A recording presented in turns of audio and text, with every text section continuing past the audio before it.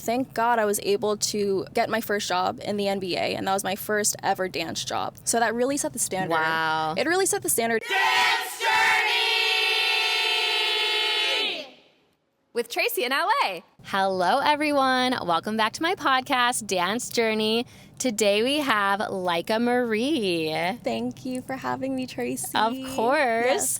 I'm excited about Leica because I feel like we've known each other for kind of a bit of time now. Probably about 3 years. Yeah. Do you think it's been 3 years? It probably has been 3 years, actually.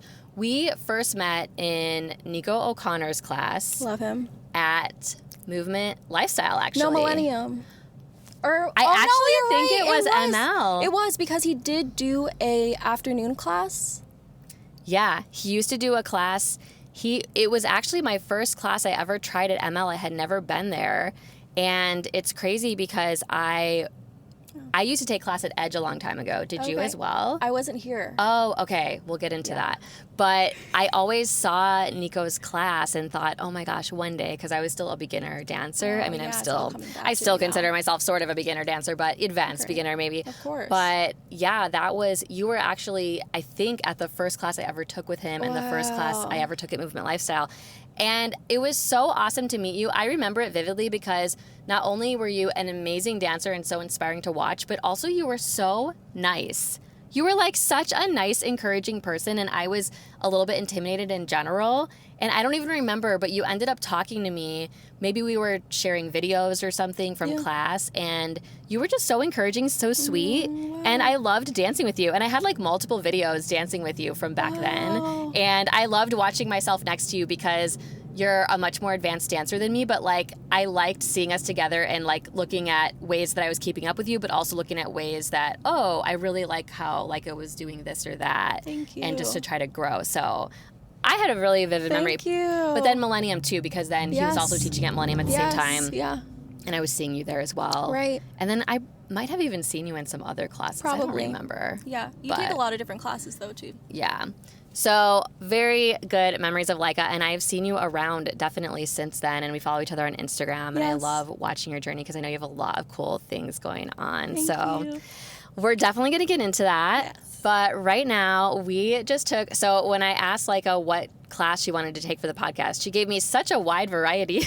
Because she does Latin ballroom, jazz funk, all kinds of styles, but she also said she likes Ray Bassa's house class at T. Millie. And it's just been on my list to eventually get to his class. I haven't been able to make it with my schedule currently.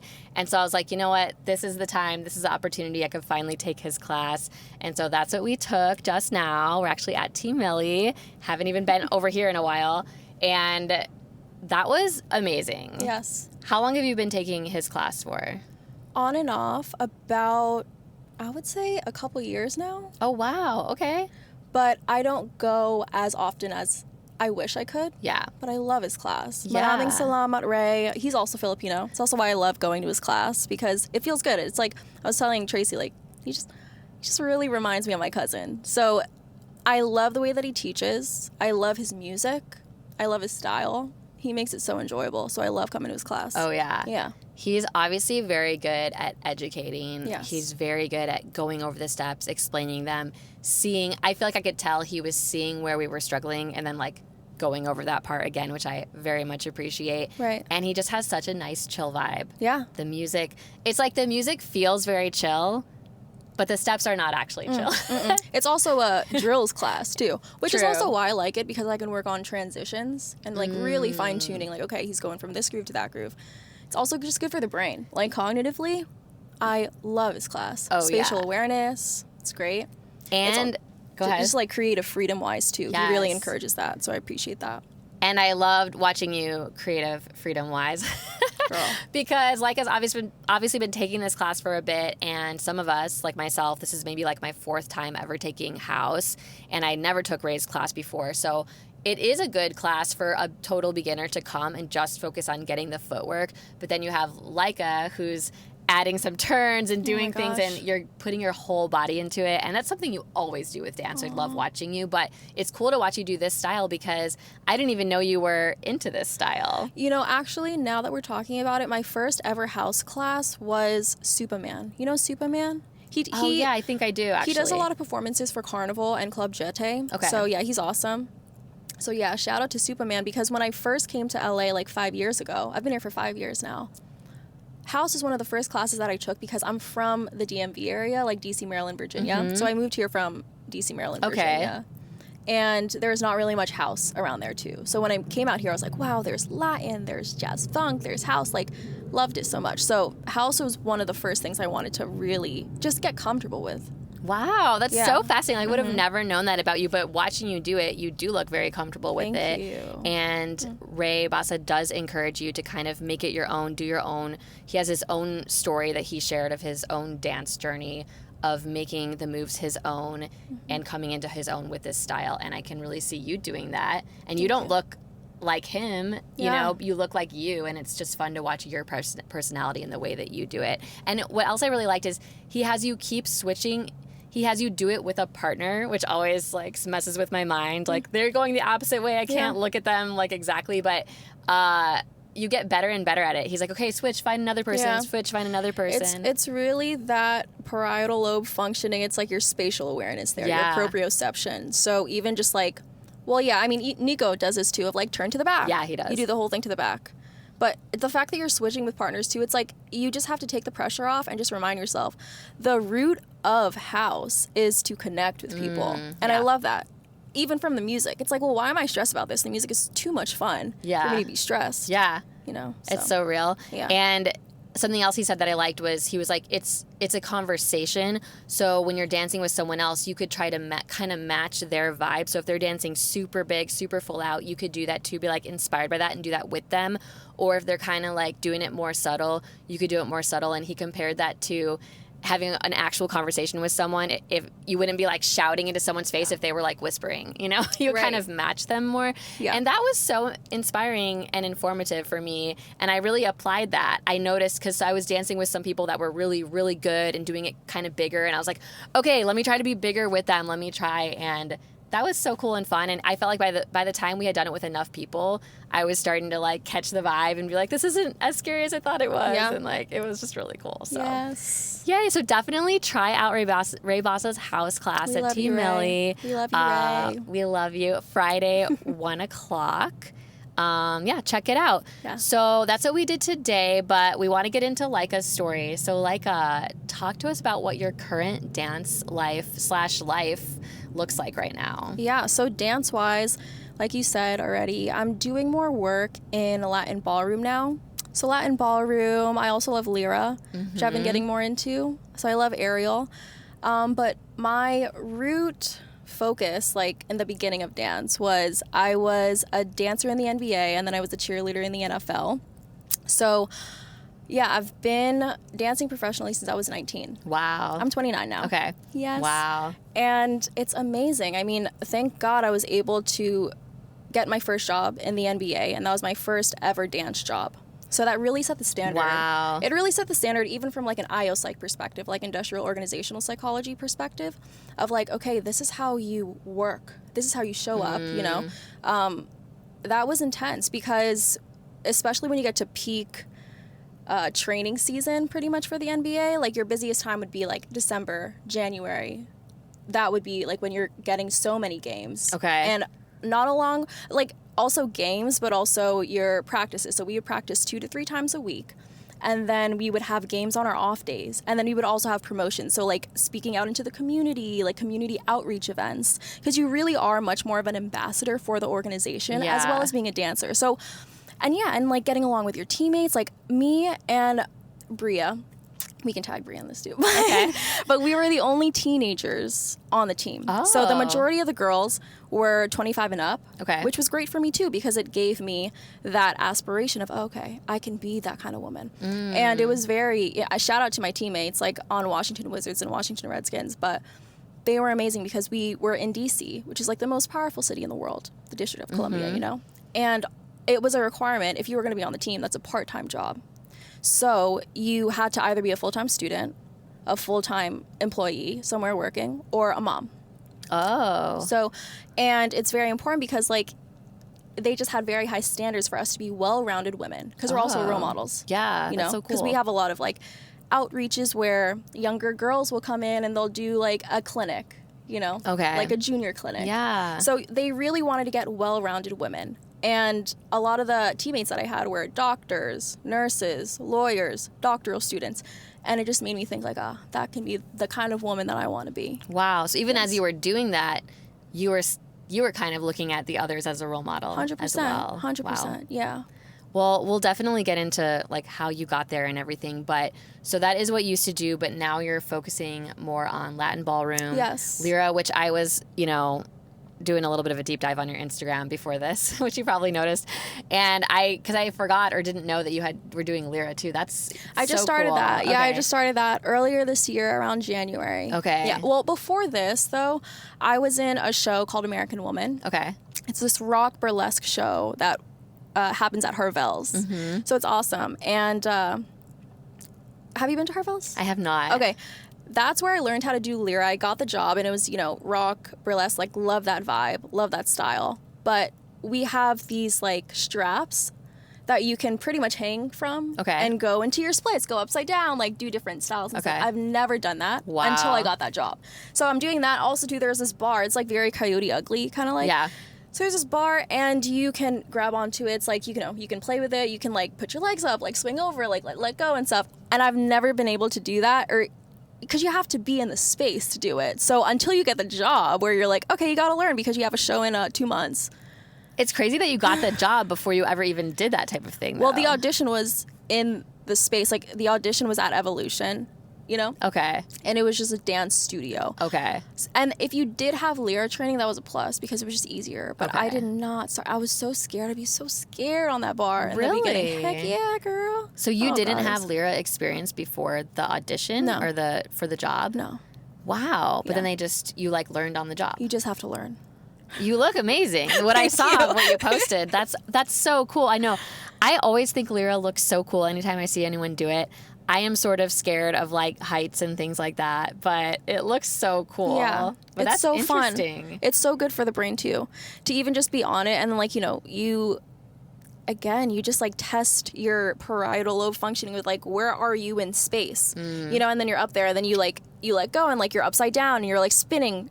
It's just so good for your brain. Do you ever feel afraid that you're going to fall and die? You know what? It teaches you to be more careful, and it teaches you to, okay, well, what feels better on my body? It's really that. Yeah, so it actually makes you safer because you're more careful. Yeah, I guess so. Do they have like mats or stuff when you're training? Okay, good. Not that that's like fully 100% helpful necessarily, but every time I go back, I'm always like, okay, I'm going to raise it a little bit higher because I only go in now for open gyms. Okay. So I'm like, okay, like instead of like a 5 foot, because like ideally it's like 4 foot, 5 foot, 6 foot height. Okay. So I'm like, I've been working with the 5s. I'm like, I want to get it to 6 now. So the next time I go back, I'm going to do 6 and then I'll be like, no mat. Next time, like no mat. Just trying to advance it. So you were taking like actual, like, were you going to like classes to train while you were on the job? I went to my, they would just have kind of open time too to just play around like whatever solo you want to do.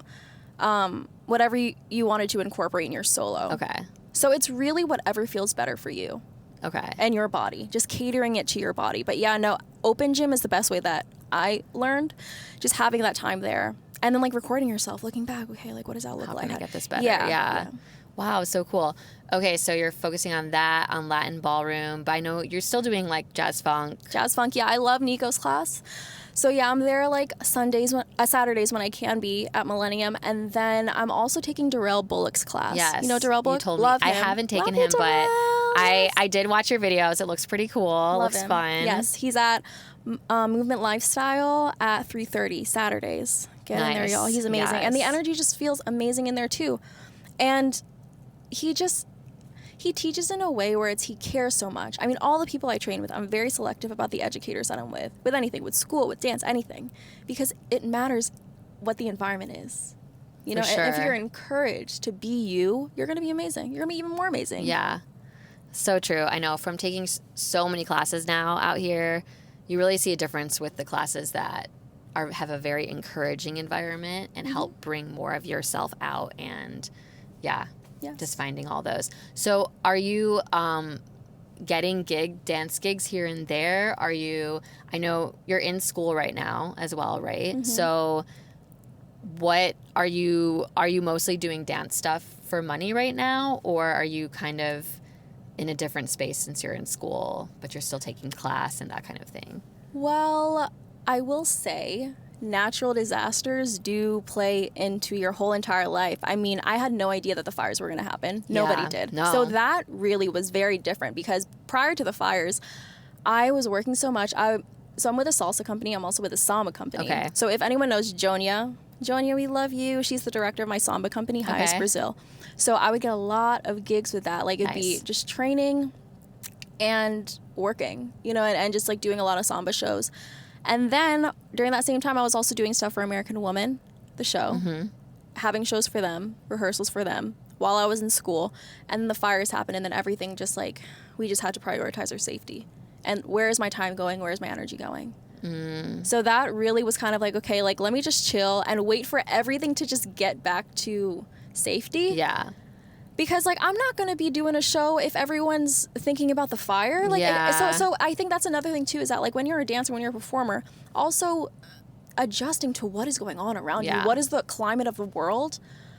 I think that has also contributed to how I look at dance, how I look at everything. Because, like, if you're always just working, you can't really appreciate dance as much. But especially if something happens like this, you kind of have to, like, come back and be like, okay, like, let me just settle in. So now that things are much better and people are, like, going out more, like, shows are coming back, like, it feels like, okay, now we can come back. And also, too, we need it. Yeah. This world is a crazy place and people want to get away and escape it, and we do that through art. Yeah. So that's why I come to class. It doesn't matter, like, how busy I get as a dancer, like, with work, when it comes to, like, training, I will always train. Yeah. Because you have to practice what you preach. Yeah. I will always be dancing. I will always be in class because I love it, and B, it makes you better. Yeah. And I can see that because I always see you in class. Thank you, girl. You too. And I know you're such a professional, and so I do see that about you, because when someone is busy with school, with dance gigs, everything, to see you still so much in class, I can just very much tell how much you value training. And I know I already said this, but you're also just you're so encouraging to those around you. Even though you're focused and you're disciplined in your own life, you're not so focused and disciplined that you're not seeing other people or caring about others. Like, just thinking of myself as being, like, really new to that, like, class and that type of style, and just the way that you, like, saw me and you encouraged me. That's just so cool. I just love to see someone.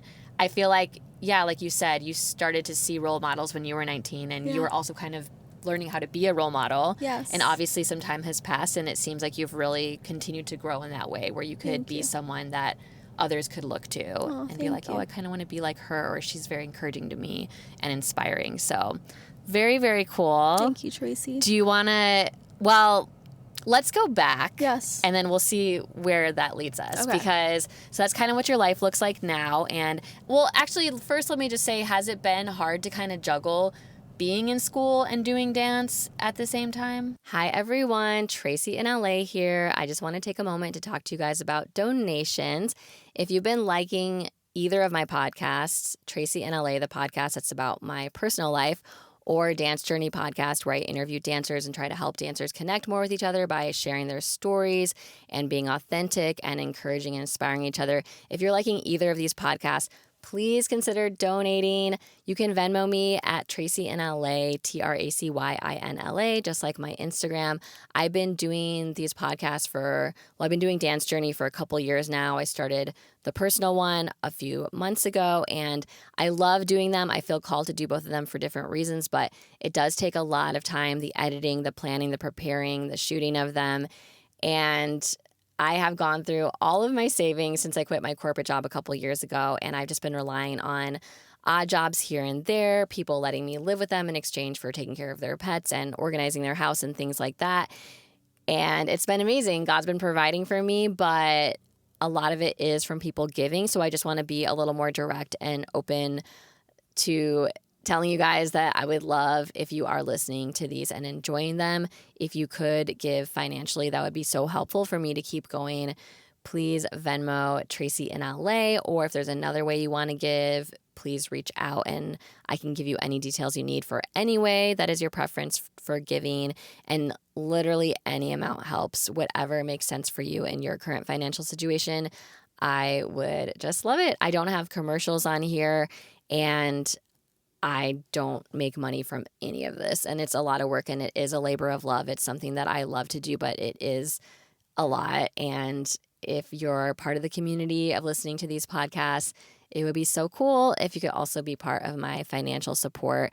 If you want to know more details about the money that I currently have and what I need, I talk about that pretty openly on my personal podcast. So if you want to hear those details, you can start listening to those, or my email newsletter. You could sign up for my email newsletter. There's a link to that in my Instagram bio, and I send those out usually once a month, and I give more details about my money as well and just tell fun stories and things God is doing. So yeah, thanks for listening to this. Thanks for considering donating, and back to the podcast. Thankfully, because I'm graduating in a month with my master's in psychology. Oh, you are? Okay, I didn't realize it was so close. Yes, okay. So I'm going to Pepperdine. I'm getting my master's in psychology. Love it so much. I love my professors, and the fact that it's psychology specifically, it's applicable to everything. And then I'm also getting my Doctorate of Education from Pepperdine too, and we start this fall. Oh, yes. So you will still be in school. And so even like my dissertation idea, it's about assessing the culture of performance education and how it affects pretty much your longevity of your craft. Okay. So like how the way that you learn, like what kind of environment is a teacher creating? Is it positive? Okay, great. Yeah, then looks like it's going to be more likely for you to continue to come to dance, continue to love it. Yeah. And then like to also be better to your body. I mean, if you have a teacher who's like hankering down on like, you must come to class every single time, and then you're going to get burnt out, you're most likely not going to continue to dance for a long time. So it's basically my dissertation idea.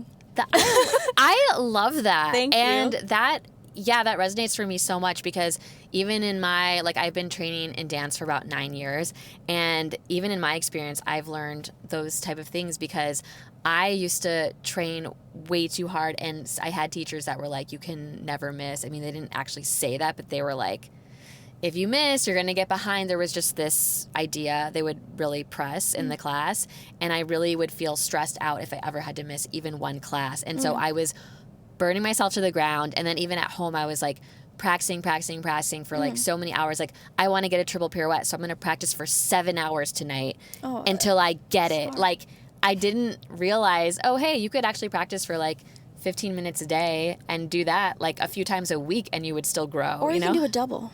Yeah, or you can do a one turn into a shanae. Totally. Or you can do a hair whip instead of a triple. I just didn't realize you can actually grow, and it's actually better for your body to like grow at a little bit of a slower pace. Yeah. And take breaks, because I did end up getting injured. I got an overuse injury because I was doing that to myself. Oh, yeah. And I realized after that was almost a year of not being able to dance. And I realized through that, I'm almost glad it happened, because I learned so much. And your body needs breaks. Yes. And in order to keep going for like your whole life or whatever you want to do, you don't want to start to not like it because you can never do anything else or whatever. So that's awesome. I'm so excited that you're going to... And so you must have started school 3 years ago, probably. Yeah, pretty much like 2. Because I feel like when I first met you, you weren't in school yet, because I remember you talking about starting school or posting about that. And it's so cool that you're literally going to graduate so soon. So congratulations. Thank you so much. And then going back, and then that will take... How long will that take for your doctorate? 3. Okay. Yeah. But you obviously like it. Love it. Seems like you like school. Love it. Yeah. And it makes everything in my life better. Like, so Pepperdine is like the Graduate School of Education and Psychology. And I love that they group them together. And they encourage this too. Like, surprisingly, a lot of my professors at Pepperdine in the beginning of my program, they were all dancers. Oh. Because it all comes together. I mean, dance is all psychology. Anything is psychology, right? That's interesting, but especially for dance, it's psychology and education. Wow. So you really had a lot of like dancers as teachers, and for sure, you met a lot of dancers there. Yeah. And like now they're therapists or, they're doctors of education. But I mean, dancers are so well versed. Mind, body, soul connection. Yeah. No athletes are like that either. I respect athletes. And we are athletes. There's just also just like that artistic aspect Yeah. of that too. And like how you learn. Are you a counter? Are you a listener to a lyric or whatever? Is it all the above? Like it's really also just like fine tuning what is my best learning style. Yeah. And who do I like learning best with? It's the same thing when you're in school, right? You had your favorite teachers. Like, oh yes, I'm so looking forward to this teacher. Same thing.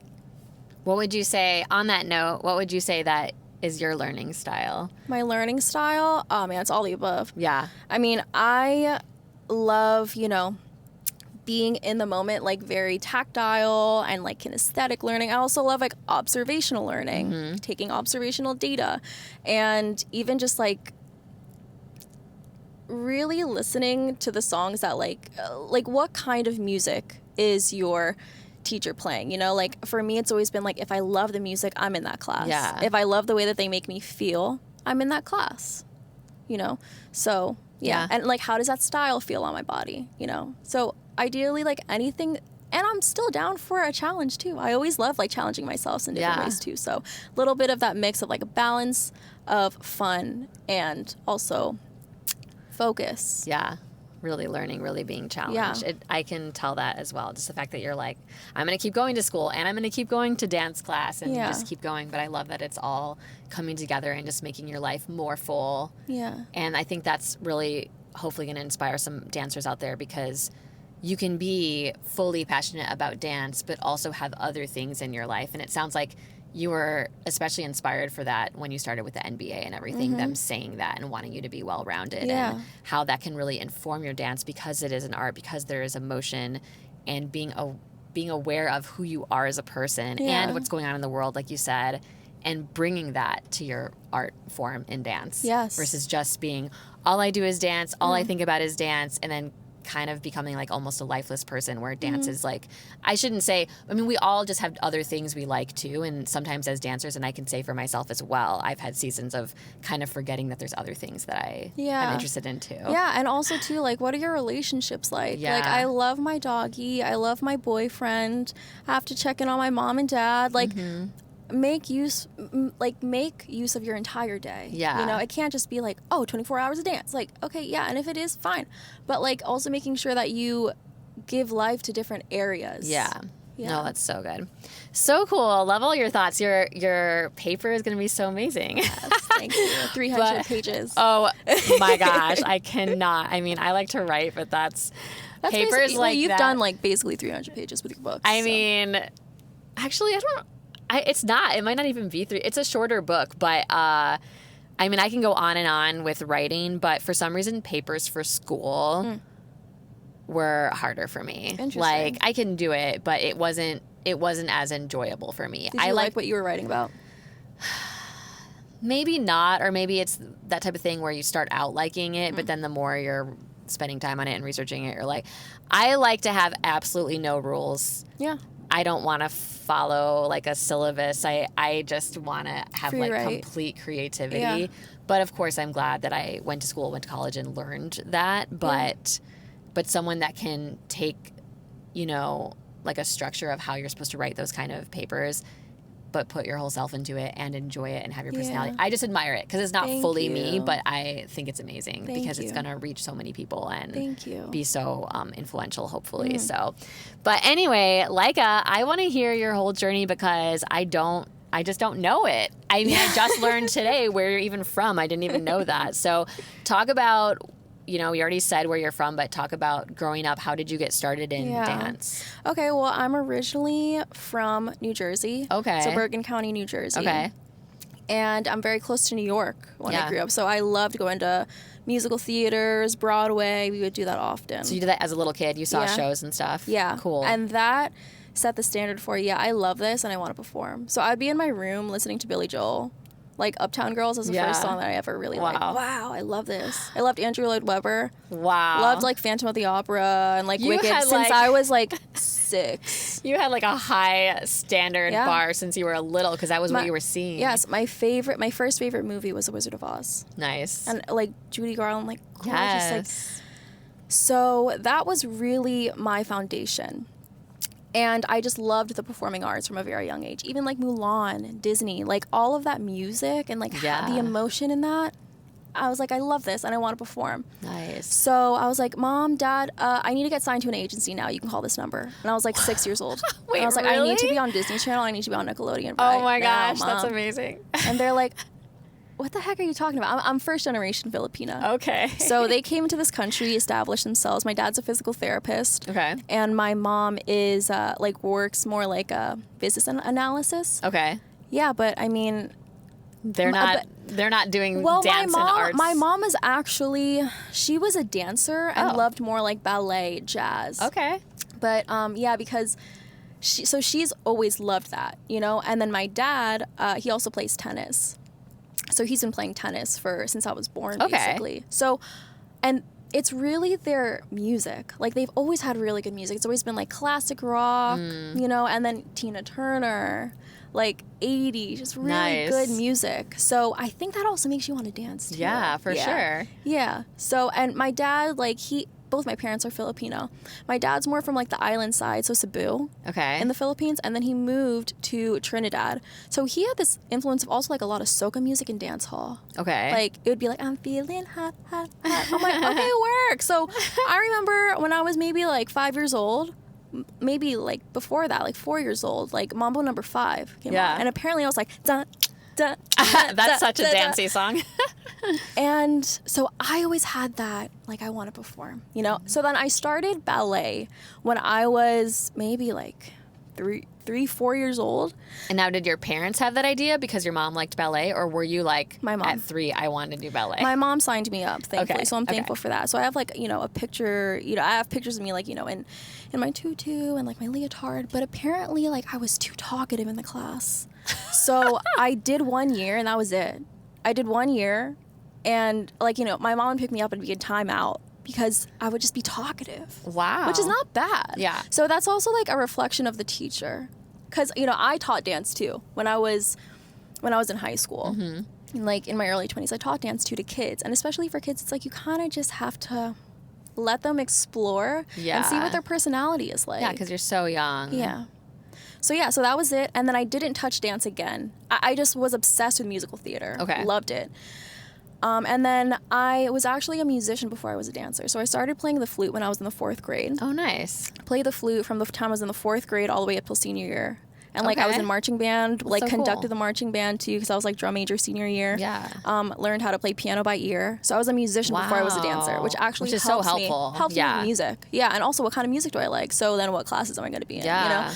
So then I really started to dance more in like the 7th, 8th grade. That's when my mom signed me up for like jazz and modern. That was my first set of classes. And then I did pit orchestra in the 7th grade for Charlie Brown. You're a Good Man, Charlie Brown. Nice. Shady Grove That's Middle so School. cute. Yeah, in I love Maryland. that. And then I basically, throughout that whole time, again, still loved musical theater. And then when I got to high school, I wasn't sure if I wanted to stay in pit orchestra, if I did want to like dance, but we were doing cabaret. That was in high school, so I did cabaret. And I auditioned, it was my first ever audition as a dancer. I was like, oh my God, like this is so exciting, it's fun. And you hadn't taken any classes since you were a little kid? Yeah, I mean, literally just like the jazz and the modern in 7th, 8th grade. Oh, right. Okay. But But not much. Yeah, no. So high school, I basically was in cabaret. I was like, oh my God, I'm a Kit Kat girl. And I was the only freshman Kit Kat girl. The rest of them were like juniors and seniors. I was like, cool. Yeah. And it was my first ever audition. Wow. So yeah, cabaret was really like the start of it. Love Liza Minnelli. Yeah. Love her. And well, also I love Judy Garland too. That was my first ever favorite Yeah. movie. So then I loved just being on stage. That was my first exposure being on stage, cabaret. Mm-hmm. First ever show as a dancer. Wow. And during that time too, even freshman year, like I was also on step team. Yeah, we had step So team. you auditioned for that too? Yeah. And then Nice. like I got it. And Wow. then And were you were doing that with band and everything? with or, band okay. and the Wow. musical. Wow. And I love just like, I mean, have you done step and stuff? No. Okay. Well, something that I love about being from the DMV too. So I moved from New Jersey to the DMV like 4th grade is when I started Okay. in Virginia. Was there from the 4th grade to 7th grade. 7th Okay. grade I was in Maryland, Rockville. It's a very diverse area. Like we have the highest diversity rate in like the entire country, Gaithersburg, Maryland, Oh, especially. okay. Yeah. So it's awesome. But yeah, I mean, thankfully like a lot of my teachers were Black. Okay. Huge. Yeah. It's like, you know, I mean, like, you know, Black people are one of the most artistic people on the planet, you know, and we have to acknowledge that.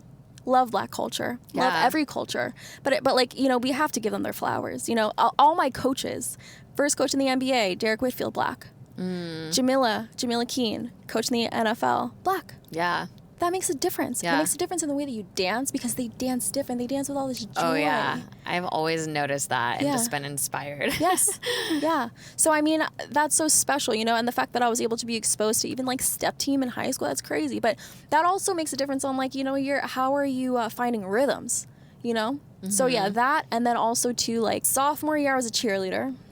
Loved it. And that also made me think about, like, okay, like, this is how you work on a team. Like, we're on a team here. You know, it's bigger than yourself. It's how do you talk to people? Like, how are you talking to the girl next to you? You know? So, yeah, it's that. And then you were doing that. Year. Were you still doing everything else? Were you doing, like, another musical sophomore year, or? Yeah, I did musical theater all 4 years. Wow. So you're doing that. So sophomore year, it was Oklahoma. Okay, nice. And then I'm like, you were just doing so many extracurricular. You were doing cheer and the musical and band and my private lessons. So I was like, also team. Yeah, private lessons for flute too. Oh, wow. So I was competing at like county and state levels. How were you even like scheduling that all? How were it just worked out that you could do all those things? It's because I love performing arts. You just made it happen. Yeah. I love the performing arts. Yeah. And it's also like, it made me better in school, because it's like, if you want to do the musical, you have to make sure your grades are good. So yeah, like sophomore year was a cheerleader, and then junior, senior year I was on a dance team. It's called Palms. Okay. So we were like D1A, county champions, like my senior year. Like we had seven competitions. We won all of them senior year. Yeah. Crazy. So like we're literally like, I have this tattoo on my foot. It says first. Okay. I got it with like the other my other teammates my senior year. Yeah, because we just got first at every single thing, and we were D1A, so we're the highest. It seems like you were always just in the right place to like have the best training kind of. It's exactly that. It was literally the right place at the right time, because even though I did start, some people would say a little bit later, it's actually like there's no such thing as later, early, whatever. Yeah. It's really the people that you're training with. So like even my coaches there, like, and I was dancing with girls who have been dancing for a long time already. Like some girls were dancing since they were early elementary school. So I mean, my coaches were amazing. They were twins, Laura and Erica. So they're twins, and that's very important too, because they're very observant. You know, and then we also had Jules. So the three of them, they all danced same thing on Magruder Palms. Shout out to Magruder Palms, Palms High School. And we literally were just so focused on getting everything right, working together, and like solution focus based. You know, if you can do a double, fine. Go and do this part instead. Like, it just very collaborative. And really whatever works well for you. You know, so yeah, I loved that. And then I was like, you know, I really want to be I want to dance collegiately.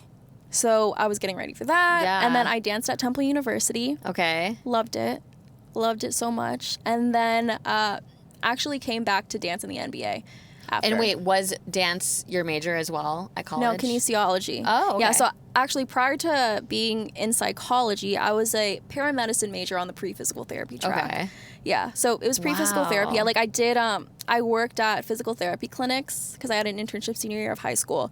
And then I worked in physical therapy clinics, also worked with my dad at his clinics because he's a physical therapist in New Jersey. So like would work with him in the summer. Loved it. And like physical therapy also really helped me with making sure that my body is feeling good. Like I knew how to take care of my body. Yeah. So I'm so thankful for that. Yeah, that's amazing. Did you have an injury at all during all of this dancing? Thankfully, knock on wood, no. That's amazing. Maybe that's a big part of it. I would have little things where it's like, okay, yeah, like maybe I would fall and like my shoulder was a little bit messed up, or like I was doing a head spring in like college and like maybe my toe, but like I also knew how to recover. So making sure that the injury isn't too severe to the point where you can, I'd say it's a 4 out of 10 of like, and I can still recover. That's a really good thing to know, because I didn't understand about recovery until I got my first injury, and I learned so much. I did things kind of the wrong way, I feel a lot less afraid about injuries now that I've had one, because I did so much research and talked to so many doctors and physical therapists and learned. But it's so cool that you started out with, you know, your dad doing physical therapy and you learning it and getting into that field so early, so that you already knew the knowledge prior. Yes. Not that that means like 100% you're protected, but now you kind of have the knowledge, you know how to deal with it, the little injuries that you had or the little minor things. That's so cool. Yeah, it's knowing like how to recover. always a balance of rest and movement. Yeah, that's what I learned because I had doctors being like, don't do anything, rest completely. And I was so scared because I want to dance like forever. And I was so scared to not be able to if I messed it up. So I'm like, I'll just force myself to rest. And then I rested too long and I got more injuries from that. Yeah. It like led to other injuries. And I eventually learned like, oh yeah, you should rest a little, but you have to actually balance it with movement kind of almost pretty quickly once you're able to do a little bit. And you kind of have to, it was actually going back to dance that healed me. And I didn't understand that that was part of it to like build that muscle and that bone back. Yeah.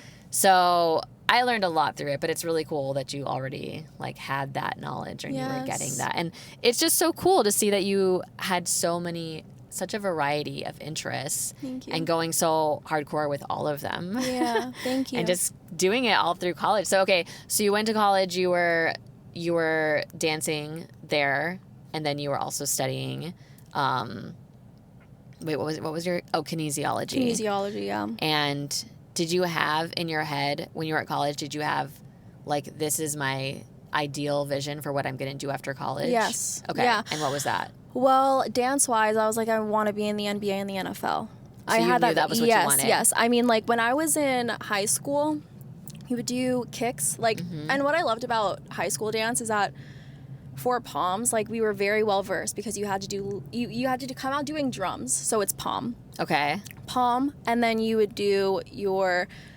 lyrical, jazz, hip-hop. Yeah. Like, palm. Yeah, so I it's a mean, lot. and we would have a full-on kick line section. So even like when we were doing kicks, like our warm-up would be 90 kicks, 30, 30, 30. Like, yeah. And we would just, but our kicks were so good because like they trained us, you know? So if you condition your technique to be very good, then even on your bad days, like your It's days still where you're good. not. Yes. Yeah. Shoot for what do they say? Like, shoot for the moon, you'll land among the stars. Yeah, like, you know, you're training at such a high level that even your bad day is still pretty good. Exactly. So, yeah, I mean, that helped a lot too, just like being well-versed. But even when we were doing kicks, I was always into manifestation even before even learning it. But I would literally pretend like I'm already on a field as an NFL cheerleader doing my kicks or already in the NBA, like performing. And it happened. Wow. So it needs to just be like you envision it and it comes into fruition. Yeah, you had the vision, you had the faith, and you just kept believing, kept going for it. I also knew that I always wanted to be a doctor. I just didn't know in what. Okay. But I was so focused on like DPT, Doctor of Physical Therapy. That's it. Hello, everyone. I wanted to remind you quickly that if you haven't bought my book, The Tracy in LA Newsletters 2010, please get it. It's on Amazon. You can get the paperback version or you can get the Kindle version.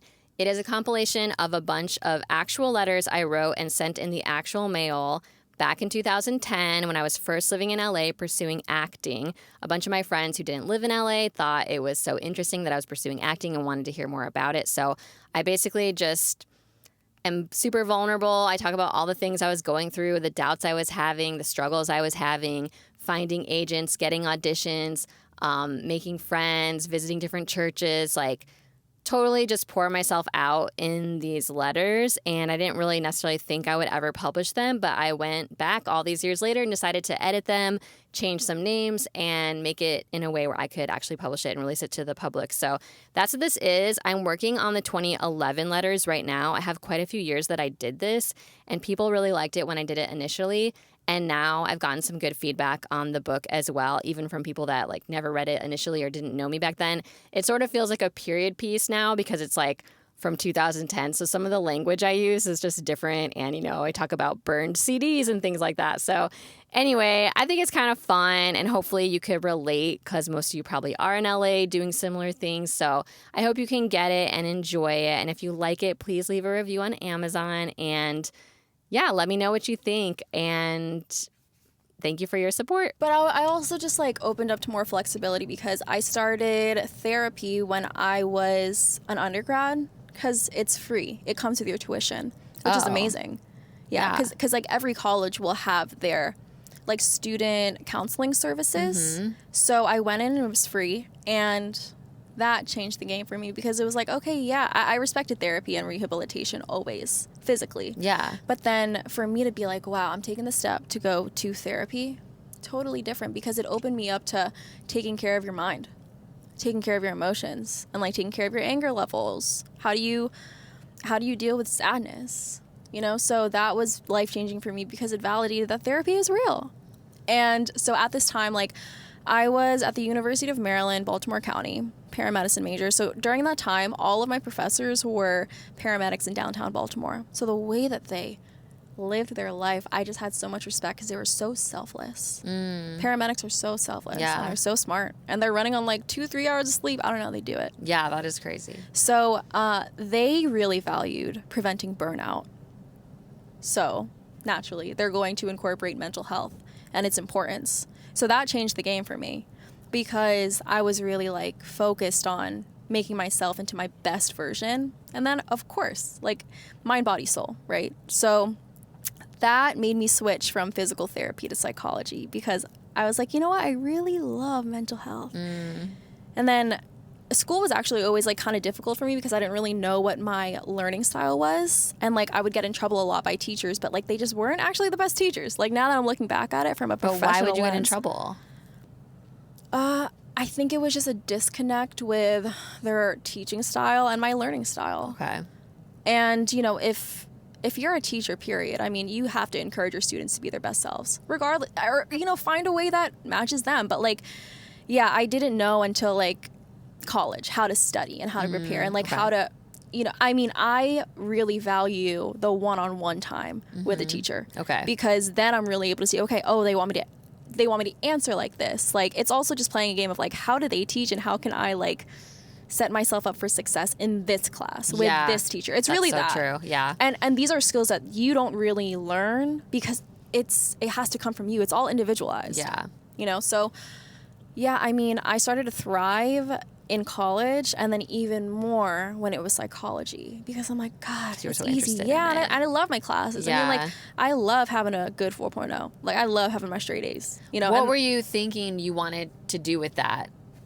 Or did you have an exact vision for what you wanted to do with psychology? Like, just were you going just to be a psychologist? You know, it's crazy because, like, even when I started at Pepperdine, so I was, like, in the LMFT, so, like, more, like, family, marriage counseling, you know, or, like I solely just wanted to open up my own practice. And that is so fine. Yeah. But I went to Switzerland last year. I was presenting my research on our Switzerland campus in Vevey. I didn't even know they had a Switzerland campus. Yeah. Wow. So what I love about Pepperdine is that like we're so well connected up along the coast of California, like Southern California. We have our campuses like Calabasas, our Malibu campus, and then like Marina Del Rey, kind of like our West LA campus. Okay. And then we also have one in Irvine. So we're well connected on the coast, also internationally. So we have I didn't know. Yeah, So we crazy. have a campus in Switzerland. We also have a campus in, I think, Florence. There's also one, I think, in London, in Brazil. Like, I had they're no very idea. well connected. Okay. Yeah. Wow. Yeah, so I was there, and I was the only master's student presenting at our research symposium for our graduate school. And you basically had to submit your abstract proposal, and then you had to be selected. So I was the only master's student there presenting on my research. Cool. And it was, you guys can check it out and publish now on Pepperdine Comics. Yay. But yeah, it's the detrimental impact of early childhood exposure to pornography. I saw your post about that. So interesting. I actually did go to what you wrote. I mean, I went to the link and I didn't read the whole thing, but I looked over it and kind of skimmed through, and it seemed really good, like what you were talking about. Yeah, all about digital youth safety. Really making sure that kids there should be guidelines on AI. Like, there should be guidelines and regulations on AI. I'm not saying that I'm anti-AI, but there need to be regulations for it. You know, so, and yeah, I mean, I'm a behavioral therapist too, so I work with kids on the autism spectrum and ADHD. And these kids, I mean, they're so tech savvy. I mean, I'm not very tech savvy. I was born in 96, so it's like the cusp of like being either really good with it and really skilled or like not at all. But yeah, I mean, they know so much, and it's so easy for ads to just come up that are inappropriate. So anyways, while I was presenting my research there, and like all of my like theoretical orientation is psychoeducational. So really making sure that parents and teachers give kids the respect that they deserve. That's all my work, you know?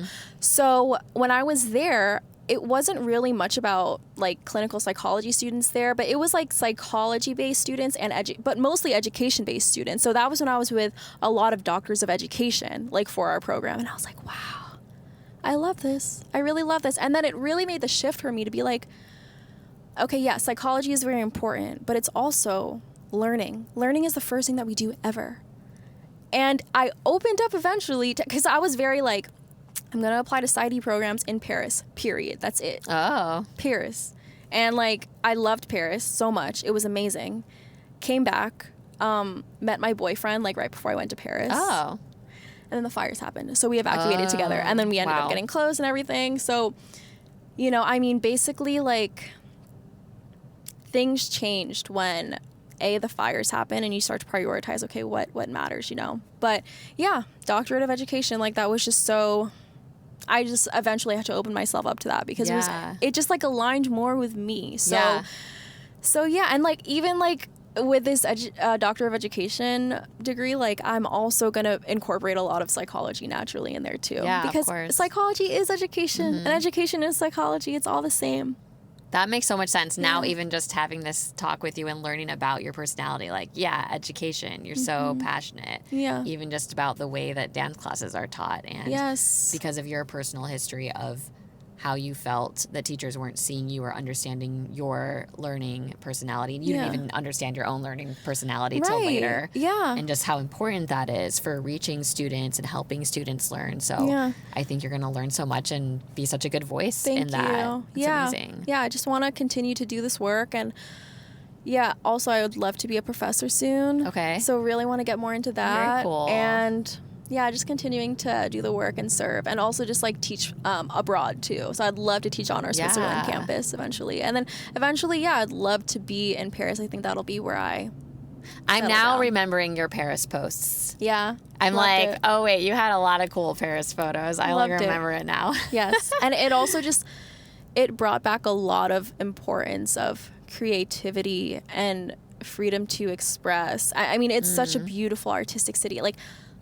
Anywhere you look, gorgeous. You know, I'm going to be back in Switzerland this year, presenting my research again at this research symposium. This time I'm talking about familial secrecy and how it affects decision-making in children. Oh. So excited about that. But wow, that's fascinating. Yeah, like while I'm there, I mean, I love going to Italy. Love Italy. And then we're also going to be going to Berlin. So I think that also helps with going to a different place, seeing different things, talking to different people, eating different food, hearing different music, and then coming back. And then as an artist, you're going to be even more expansive. Totally. Yeah. Now, do you ever take dance classes when you go to those places? I haven't been able to. I mean, you've been busy. Well, I mean, I'm always there, and then I just do the presentation, and I just explore, and I'll go running, and I'll listen to music. But I mean, I would love... Oh, actually, when I go to Italy this year, I'm going to be dancing with my girl Federica. We dance together in American Woman. Okay. And she's an awesome choreographer. And she's in Treviso, Italy. And it's right next to Verona, like where Romeo and Juliet, like... They have their house there, so me and my boyfriend are going to go there. While we're there, me and Fede are going to do a dance. Like, we're just going to dance, you know? Nice. Just, like, find some studio time and dance. So I'm so looking forward to that. Cool. Yeah. That's awesome. Mm-hmm. But did you talk about how you ended up dancing for the NBA? Did we skip that part when you went to college? Mm-hmm. And then did you just find auditions right after that? Well, yeah, so college is basically like February, spring time. That's auditions for the NFL. Okay. And then auditions for the NBA are like July. Okay. Yeah. So I actually auditioned for the NFL first. I think I did Redskins. Made it to finals. Didn't make it. Okay. But it was good momentum. And, you know, I mean, like, that builds character, you guys. Oh, yeah, like, going to these auditions, getting a no, but still... It's also like, well, how do you manage your feedback in your head? Like, what do you do? It's like, okay, yeah, you can be upset about it for a little bit, but then it's also, all right, game plan. Like, what are we doing next? So in the DMV, there's like Redskins. And I'm just saying Redskins because, like, I was the last out of the Redskins cheerleaders because after my year, they rebranded, you know? So...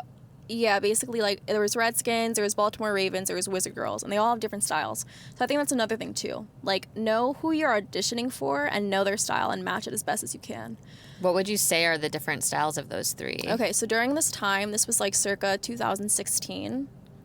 And so it was very, like, Redskins was very much more womanly and very sexy. Like, they... Okay. But sexy in very, like, in their womanhood, like very in their feminine. So really dancing with their back. Stephanie Jajokian and Jamila Keen, amazing. And yeah, like they just were very good about like diversity. Like they really prioritized having girls that exemplified what this country is. I mean, especially like where you are, that's the branding of that organization. So thankfully, we were one of the most diverse areas for dancers in the entire nation, I would say. Because it's that melting pot, especially being close to DC. So yeah, that was Redskins. And the music was very like rock, a lot of rock, and like a lot of like old school hip hop. That's like it's basically like a lot of like the DMV too, like the music that we'll play for like game day entertainment music. And then Ravens, they're amazing too. They are much more precision based, so very pommy. But they also had a stunt team in the back, so they also had boys, but they were their bases, you know. So just doing like lifts and stuff, amazing.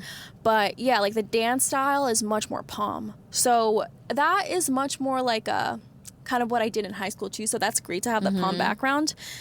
And then Wizards, love you, Derek Whitfield. It was a lot of hip hop.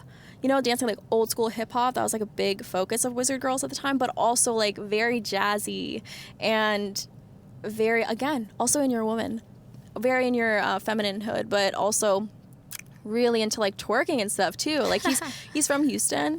So, yeah, just like I've never danced like that really. And that's stuff that you kind of just have to grow into and be around it. You know, so that was amazing. Also just like how to use your hair, how to work with the camera. Like, media training. They don't media train a lot of athletes anymore, a lot of people that are in this field, but they should, you know. And so yeah, it was just like an amazing experience to just like be exposed to all of that. But you had your first time auditioning and didn't get it. No, I didn't get Redskins. What happened after that? So then I auditioned for Wizard Girls, and it's same thing. Janine Samuels, love you, Janine. Sideline prep. Yeah, just like she saw me at Redskins, and like people, it's the same vibe. A lot of girls who did Redskins also did Wizard Girls, or vice versa. So I was like in classes a lot, so they would see me a lot. Like we were all seeing the same people. And Janine was like, you know, you're really good. Like let's get you ready for Wizard Girl auditions, because I really think, and it was perfect because like that was the more suitable style for me. Redskins, like I was not really dancing like a woman yet, because I was a teenager. You know, like that makes sense. But now I'm like, now that it's reversed. Like, if I went to, like, a Lakers girl audition, I would be, like, out of place because it's for them. Like, it's for, like, the freshly out of college. Like, it's that. So I think also incorporating your age and, like, leaning into that of, like, where am I in my womanhood self? Am I, like, still a teenager? And, like, can I get those jobs? Yeah, because you're going to be marketable in any phase of your life. It's just what kind of market are you playing into? You know? So then when I was like, you know, on Wizard Girls, it was so myself. I was so myself because I was so... Derek also really encouraged me to be myself too. And love that I was just so expressive. And like I didn't have to worry about being such a cookie cutter dancer. And the way that I spoke wasn't exactly has to be like this. It was so much more just I was able to be myself. And I think that brought out some of my best dances. Like That's awesome. I felt so good because I was so genuinely myself at the time. Yeah. Wow. How cool. I love you, Derek. And then how many years total did you end up doing like NFL and NBA So I dancing? I did 2 seasons for Wizard Girls, 2016 to 2018, and then did 1 year in the NFL, 2020 to 2021. And then I was also the assistant director for the MASL, Major Arena Soccer League. We have a team called Baltimore Blast. Love you, Liz. And yeah, I did that like after Wizards, and it was amazing because all those girls, like it's a professional set of cheerleaders, and they are preparing for also like NBA and NFL auditions. So it was amazing to even just like be in that space, because like after Wizards I also taught dance while I was doing assistant director work. I was 23 at the time too. Wow. But it's good too, because you can't just be a dancer, right? You have to apply it also as a teacher, but also as you're being a teacher, also be in class, you know? Because I would be cutting music, I'd be like choreographing, I'd be cleaning, and it just gives you a better sense of self as like your individual dancer self too. Yeah. So yeah, it all comes together. Wow. Yeah. And after that, did you just decide to kind of, like, when did you even decide to come to LA? It was when they rebranded for Redskins. Okay. That was kind of, well, before that, I was a finalist for Miami Heat Dancers. Okay. Loved that. Amazing experience. Yeah. That was the first time I ever got on a plane and was like, I'm going to an audition.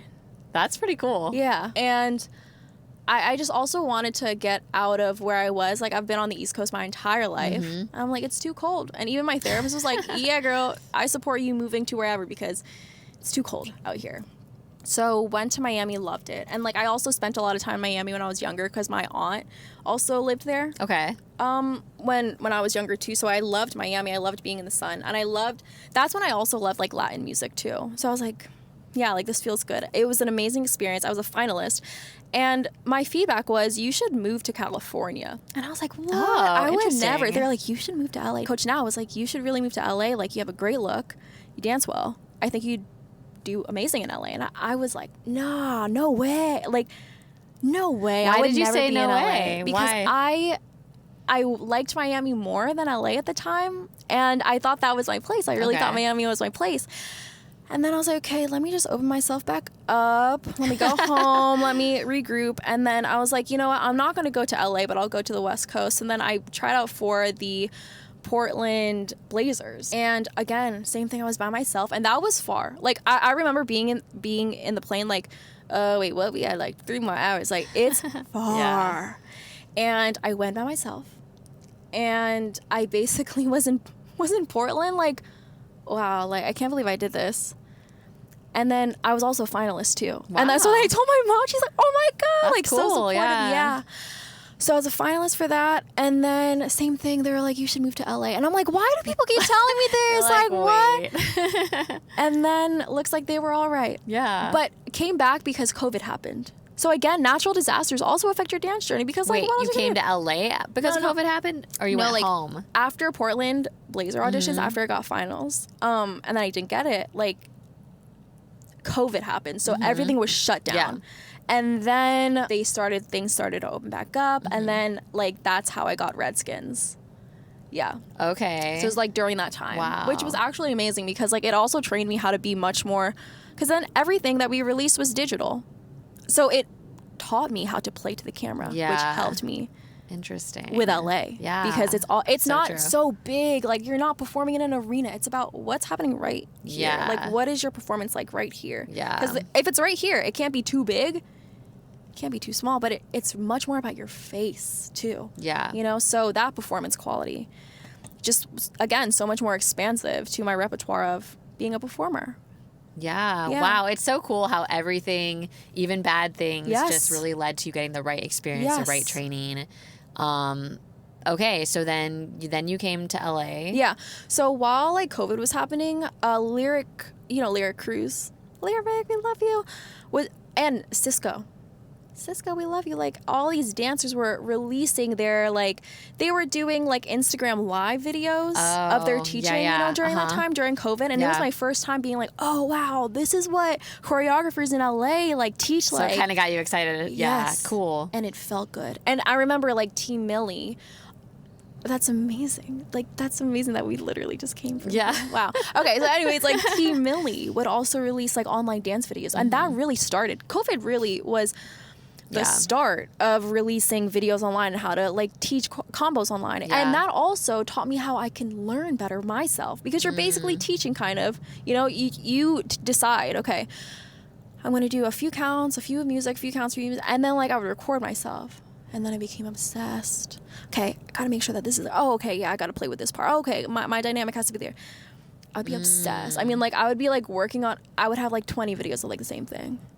You know, and I know, I got like that during COVID too. Yeah, but that makes you better, you know? Yeah. I mean, for me, during COVID, it was my experience, kind of one of my first experiences training from New York classes. Yes. And that was so exciting because it gave me such a love and desire for the kind of training they do there. Yeah. I almost wanted to move there and I don't like the colds. I love it here. But I got so obsessed with those classes because I had such good virtual classes through some of those studios during COVID.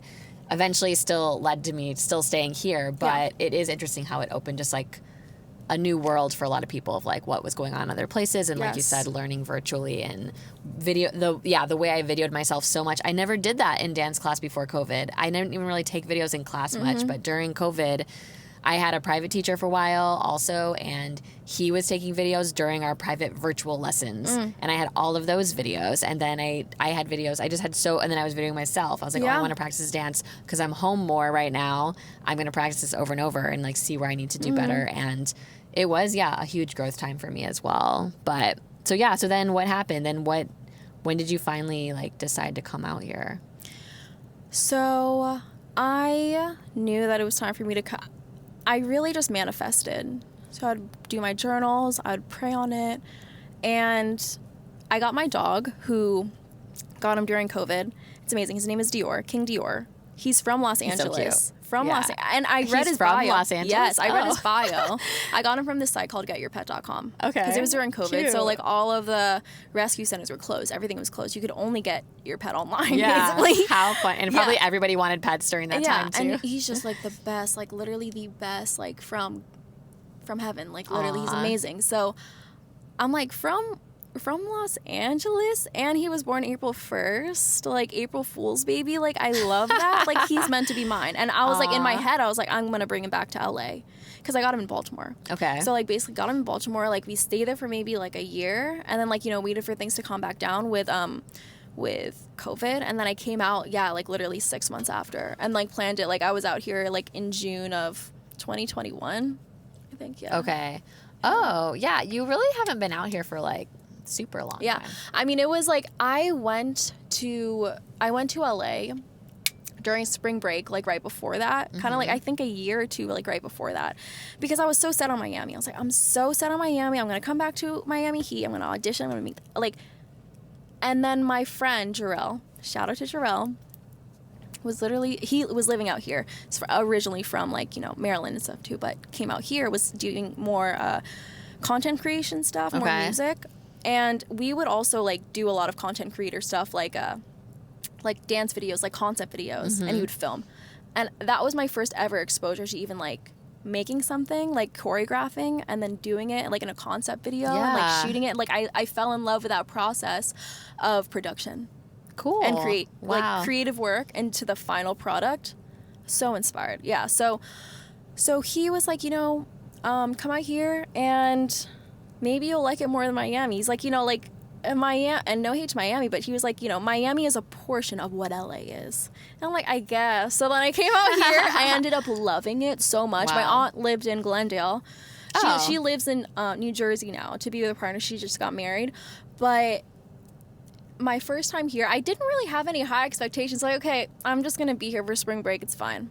But I was out here, and actually my first class that I took in LA, well, like my first day training, I took a hip hop class at Millennium, and then right after that I took Nico's. Okay. Jazz. Oh, that was like your first That was my class first practically. day. Wow. Yeah, my first time ever really being in LA, like taking class, and it was Nico's class, and then I got called out at the end, and I was like, "Wow, that's amazing!" And then I was freestyling too much, and then I like missed like when I had to come in, but I was so excited. I was cool. just, and I was literally, I remember like we were driving, we were in our Uber, and then I was like in Hollywood, and I remember just like crying. I was in the car like tears welling up because like I have never felt this sense of alignment and connection with a place. And that's really, like frequencies of different like geography.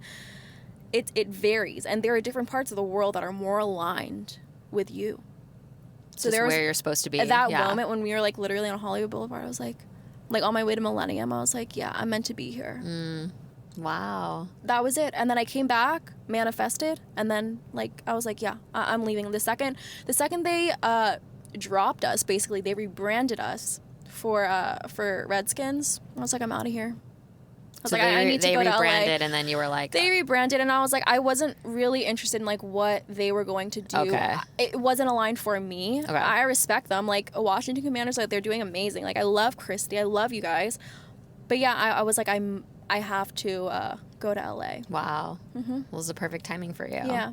And then when you first got here, what did you do? How were you working in some capacity, or what were you doing? So I was with the agency that I was with in Maryland. Okay. I came out here, but then like I liked their communication in Maryland better than here. Okay. So I actually went to another agency like for a behavioral therapy. So yeah, I would work like 8 to 3 the school day, and then at night I would train and dance.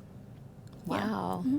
And then you just kept going. Did more stuff. I knew that I wanted to do more work in jazz, funk, and Latin specifically, because we didn't really have that much of that in the DMV. We still had jazz, funk, but I mean, I really want to get more into the Latin ballroom specifically. So I remember, mostly just like training with like a lot of Latin. Yeah. A lot more Latin. And then you just ended up meeting people and then getting better and then joining those companies. Yes. Yeah. Wow. So then I was with, I did a lot of salsa shows in the beginning. I mean, like, it was kind of amazing because when I first came out here, you know, we were still kind of dealing with COVID. So there would be like a show, and then like some dancers would have to be like, I'm sorry, I can't go, I just got COVID. And they would need a new dancer to step in. So I remember I was only doing salsa for like 2 to 3 months. And then Desi Javon, he has like Salsa Nights Pasadena. He runs that. And I literally, like, I went to his class and he was like, you know, we need a dancer because we have a show like this Friday. Oh. Is it okay if, he's like, I know this kind of crazy, but can you do rehearsal? And then basically the day of the show, like I would have like 1 to 2 rehearsals, learn the whole show in 1 rehearsal. Oh my goodness. New partner was so tall. That's fine. I just did it. But like that was really how I started to get into like, okay, I have 1 rehearsal, maybe 2. 2 would be a luxury, and then the day of the show. Wow. So learn a whole show in a rehearsal. And that really set the standard for me to like, oh, okay, you just have to learn fast, girl. Yeah. Mm-hmm. I would be learning stuff during the show. Yeah. Wow. Yeah. You're like on the side like, oh my gosh, your whole story, it seems like your whole life you've just been put in these situations where you've had to have really high standards of training, and just like you're kind of set for just this very professional dance, high level training, performing. And it seems like you've really loved all of it. Yeah. It seems like all of it was a good experience for the most part from what you're saying, which is really cool. And I know that's not always the case. So that's really awesome. Yeah. That happened for you. Thank you. And now I guess we're sort of caught up to like what your life is now. Obviously we kind of know your school, career, professor goals and everything, but do you have specific dance goals still? Or, I mean, you've accomplished so much already, so I'm curious if you have other dance specific goals right now. I do want to get signed to an agency. Okay. So I'm going to get my reel together and everything, and I'm really just making sure that everything is the way that I want it and the way that I want to be like as genuine as possible and like as authentic as possible. And like I've submitted before, but not even to the capacity of what I am now. And that's what I think is awesome about continuing to grow and continuing to learn, is that like, yeah, no wonder why I wasn't getting signed back then. Girl, no, you had to get better and like know yourself more. I'm surprised, but I get what you're saying. Like I had to know myself more, you know? So like now it's like, okay, now I really got my stuff together. You know? And like even my pictures, I didn't know how important pictures are. You have to make sure that you have good pictures. So it's that, and then also just, my style has just evolved so much, and it's so beautiful, and I just love that I'm able to move differently. I think that's really it too, is that like, okay, if I keep doing the same thing, then I'm going to look like everyone else. But if I do my own thing, I'm just going to stand out. So hopefully like I can give more of that now, and it just has to be in alignment. It's like these agencies are auditioning to be in your life just as much as you are auditioning to be in theirs.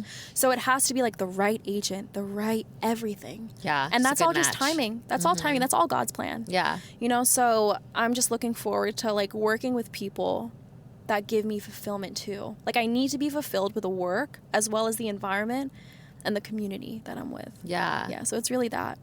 That's so cool. And it doesn't seem like you're ever worried about how everything's going to balance out, like with school and that career pursuit and dance career pursuit. Yeah. Because it seems like your whole life it's been working out. You've somehow made it work. Yeah. So I just want to do more work like in the industry. Like I'd love to be in like a music video. Like, I mean, I've been in music videos, but I want to do like even more of that. And like more film stuff, I think. I love live shows. Like, I mean, I want to continue doing like a live show. Like I'd love to do a live show for an artist or a band, you know. But my style is a lot more old school. So I love any old bands. I love the Temptations. Like, if there was a Motown gig, oh, heck yeah. If there's, like, a Soul Train gig, heck yeah. Carlos Santana, love that. Yes. Like, anything old sounding, like, that's me. Yeah. You know, so I think that's also, like, serving me in a positive way, too. And no hate to anyone that's, like, new, but I love old music. Yeah. And if it's a newer artist, I love if they incorporate something old sounding, like Bruno Mars. Love Bruno Mars. Yeah. Sabrina Carpenter. Love her style because it's an older aesthetic. Yeah. Yeah. I love that you're not only learning more about yourself, but you're learning what you even want. Like, these would be the best, like, music videos I'd want to be in, is this type of style, because I think it's easy to just be like, oh, I just hope I get anything. But I think sometimes you get less when you think like that. But when you have a more clear vision of really what you're looking for, and you're able to even share that when you have an interview with an agency, you just are like, oh, this girl knows what she wants. She knows who she is. Right. And that is more marketable, I think. Yeah. And you're also I think you're less likely to be disappointed, or because you're really just looking for a good fit. You're not just like, take me. Yeah, no, it can't be pick me. I do not want to be giving pick me. No.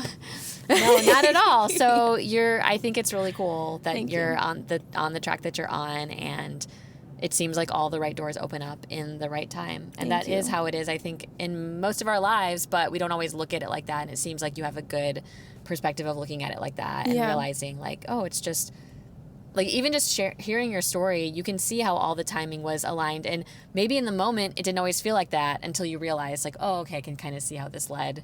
You know, like, you didn't think you were going to come to LA, you know? Yeah.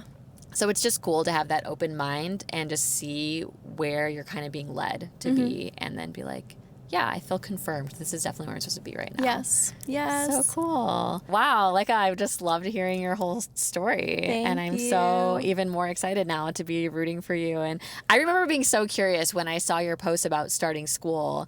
I was like, oh, I remember being kind of surprised because you're such a good dancer, a professional dancer. And I'm like, oh, my first thought was like, oh, I guess she's leaving dance. She's going to do this other thing. But then I, followed you longer and realized, oh, she's still very much doing dance. And now hearing it, all your story, I'm like, wow, it's really cool just putting your whole heart into all these things and using all of your talents and all of your interests and how they all go together too. Yeah. No, honestly, like, I hope to be someone who also teaches that we are multi-dimensional beings. Human beings have a multitude of talents and skills, and we should be utilizing all of them. And there are days where, there are weeks where, okay, this is going to be a more dance-heavy week because I have a show. Okay, it's going to be a more, literally, I did Carnival a few weeks ago, and I was like, okay, yeah, so has to make sure that I'm focused for dance, but then the next week it's like, okay, gotta buckle up because now it's finals week for school. And it's just always a little bit of that balance. It's always that balance. Which I think keeps your energy fresh for everything you're doing. Yeah. Because maybe you had less dance that week or two, so now you're so excited to get back to class, and you're still maintaining that excitement for your studies and everything because you have so much going on everywhere. Yeah. Like, that's so cool. I love that. I think that's going to inspire a lot of people who maybe feel like that's not possible. Even for me, sometimes I think, oh, how can you fit too many things in? But seeing people like you, and you're not the only one that I've interviewed that has stories like that. It's like, oh, yeah, it's so important to think about all the areas you might be called to and going for them. You never have to close anything off. Yeah. I think, like, that's also black and white thinking. That's also, like, previous generation roots. That's, like, previous generation conditioning and programming. We have to break that. It's this generation that breaks that, because same thing for my family. Like, oh, okay, so you're at University of Maryland, Baltimore County now? Okay, yeah, so no more Wizards? Okay, yep. No, I was still, like, an assistant director for the MASL. I was still teaching dance, getting ready for my NFL audition. Yeah. So, I mean, it's very, like, you have to just pay attention to what you like. Don't even think about all the other distractions. Pay attention to what you like, where you want to go. Okay, fine. Make room for it. All right, yeah. Only, like, an hour of dance, right? Because it's, like, class, and then after that, I'll go and study. Yeah. Like, after this, like, I'm going to write some papers, and it's going to be even better because my mind's fresh because of Ray Bass's class. Totally. Yeah. Oh my gosh, that's so true. I take a dance class, and my brain is just so much more, I'm so much more alert, energized, and I feel like I can do more. It's such a good point. Dance is good for you, yeah. I mean, it's good for your brain. Yeah. It's good for your body. I mean, anyone, even if someone doesn't want to pursue dance professionally, but doing especially if you're in LA or a place that has some good dance studios, like just taking some classes and letting that give you the energy and passion for the other things you're doing. You know, how there's so many ways to do it. And I feel like we become very good schedulers of our lives. Yeah. Like I've also gotten better at that with realizing like how many hours I have for things and what can I do this week. And it's all time management. Totally. Another skill that ends up developing. Yes. Well, Leica, I don't know for sure exactly how long we've been going, but because I don't remember when we started, but I feel like we got to hear pretty much everything, which is so cool. And thank you so much for sharing. Thank you. Is there any last words you have or advice you have? I mean, your whole story feels like one big piece of advice, but thank you. Is there anything else that we didn't touch on that you were like, I really wanted to talk about this or share some sort of encouragement or advice?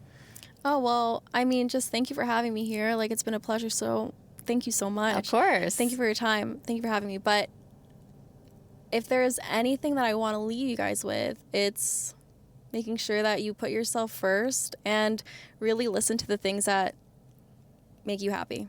It should be all about you, because if you feel good and you love yourself, it's going to show in your dance. It's going to show in the way that you show up in the world. So yeah, just making sure that you're always listening to yourself, always being kind to yourself so that you have the energy to give to others, to serve. You know, it's so much bigger than you.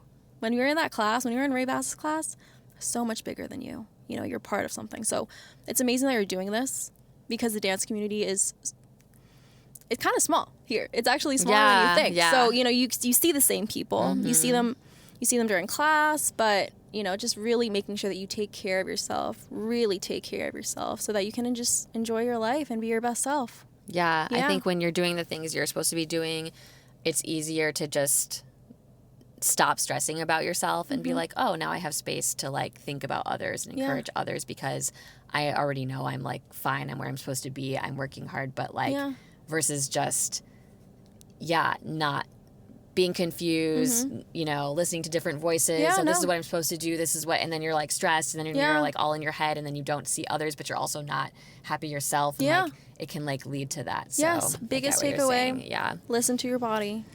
Yeah. Cool. Well, I think your whole life is an inspiration. So thank you again for sharing. And my pleasure. I guess we'll get back on with our days. This has been so fun, though. Thank you. Thank you guys for watching and listening. And keep following her journey on Instagram. And we'll see you guys next time. Merci beaucoup. Bye. Thank you. Love the French.